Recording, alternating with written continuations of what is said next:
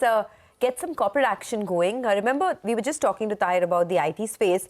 Coforge is the company on our radar. The company has given a 13 to 16% constant currency revenue growth guidance for FY24. To discuss how confident they are about achieving this and how is the demand environment, we have Sudhir Singh, the Chief Executive Officer at Coforge, who joins us now. Mr. Singh, always great speaking to you. Thank you for joining us on the channel. You know, most companies in your space are guiding for higher amount of furloughs in Q3 and Q4. How is the demand situation at your end?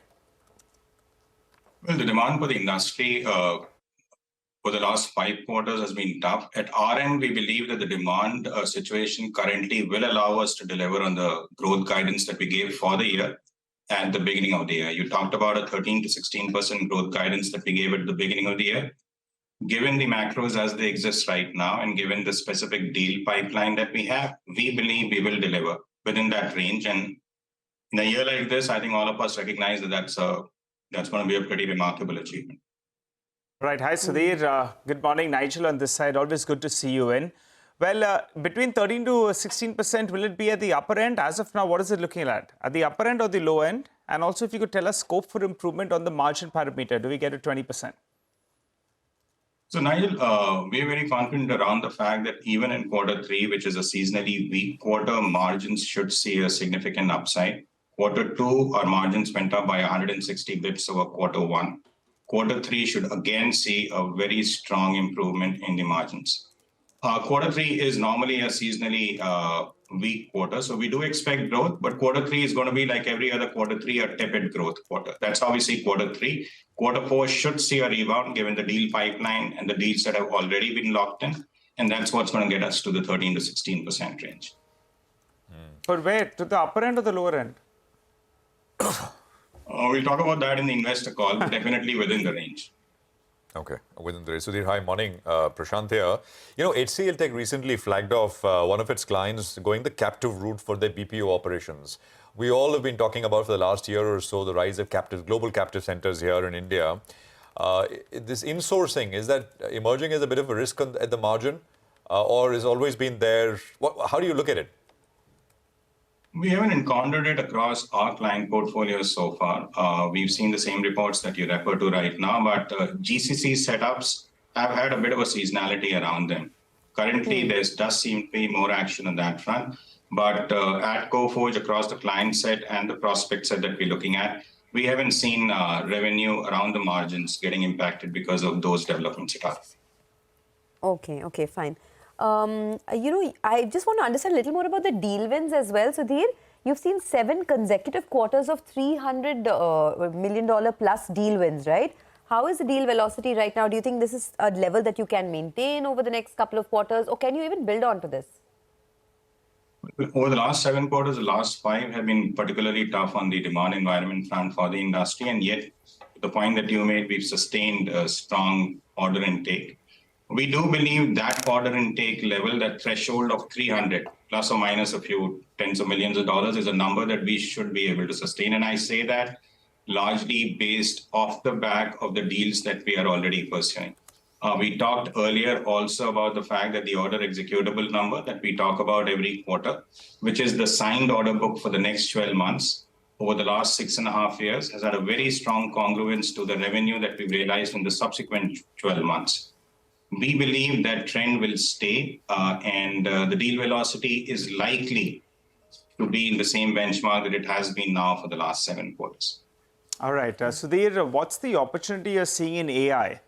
You know, what kind of progress are you all making? And say in the next few years, what kind of contribution you can see coming in from this segment? Well, AI at this point in time, the conversation seems to have moved. I mean, around March, if we have this conversation, the conversation is more around, is AI going to be a new tech set that is going to take revenue away? I think that conversation is behind us. We have a lot of very active conversations. Our own AI platform is up and running. We've already created 3 different modules, a cognitive AI module, a Gen AI module, and on the 11th, we're going to announce a responsible AI module that's coming in. Conversations continue to be thick, but you're not really at this stage signing AI-only projects. Almost every conversation that we have, almost every proposal that we submit, almost every proactive pitch that we make has, across the service lines that Coforge has to have AI as an integral piece of it. So to that extent, it's become vital. But are we signing AI-only projects that are material? The answer to that still would be no right now. So that's interesting. So you're saying across all sectors, right? Whether it's BFS, insurance, travel, retail, there is some element of AI that you are using. But as a percentage of your revenues, what kind of contribution do you see from AI, from generative AI over the next couple of years? Difficult to forecast at this stage. If I look at the state right now, not just the industry sectors that you talked about, across every tech service line, whether that's cloud infrastructure, whether that is next-gen ADM, whether it is data analytics, AI now has become integral to just the service offering that we have. We don't lead into AI or into cloud or a conversation around cloud without talking about the AI-based framework that we've created. So AI alone as a standalone is not a service line that we operate with. We look at AI as being embedded in all the, for lack of a better word, the traditional technology service lines that Coforge has always had. 2 years from now, I would suspect that AI-only projects are likely to start becoming material. At this point in time, almost every piece of work that we sign necessarily has an AI component injected into it right now. You know, Sudhir, we had somebody from MIT Media Labs over talking to a bunch of us, and he's a professor there, and you know, they obviously see a lot of stuff happening in AI, etc. The conversation was around AI. They see a lot of stuff, out there before it comes to the market, etc. He said the next 5 years, the pace of change is suddenly going to jump at us at an unprecedented scale. So it's kind of at a takeoff moment, and suddenly it'll overtake us in very, very significant way. Do you feel that is true, or people in the field sometimes tend to overemphasize the very near term? What's your view, briefly? I don't think there's any doubt around the fact that it's going to be one of the most powerful technologies that all of us have encountered ever. And that's a given. The question is, to what extent does AI as a standalone for IT service players like us become a revenue stream? My submission to you would be, it's going to be all pervasive. It is going to change every tech service line that IT service players have.